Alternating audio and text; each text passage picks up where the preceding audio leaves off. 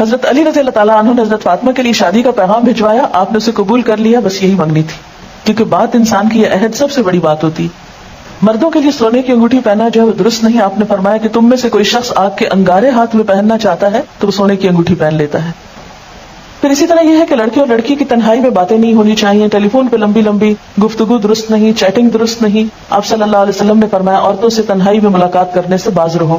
پھر اسی طرح ہاتھ ملانا یا خود انگوٹھی پہنانا یہ باتیں بھی درست نہیں. نبی صلی اللہ علیہ وسلم کا ہاتھ کبھی کسی عورت سے نہیں چھوا تھا. پھر اسی طرح بن سنور کر لڑکے کے ساتھ باہر ڈرائیونگ پہ جانا یا سیر و تفریح کے لیے یہ بھی درست نہیں. پھر یہ کہ رشتہ دیکھنے کے بعد بعض اوقات ہم ریجیکٹ کرتے ہیں تو اس میں طرح طرح کے نقص نکالتے ہیں. ناک ایسا ہے، قد ایسا ہے، رنگ ایسا ہے، اور اس کو ہر جگہ مشہور کرتے پھرتے ہیں. قرآن پاک میں اللہ تعالیٰ فرماتے ہیں کہ آپس میں ایک دوسرے پر تان نہ کرو، کسی کے برے نام نہ رکھو. ایمان لانے کے بعد فسق میں نام پیدا کرنا بہت ہی برا ہے.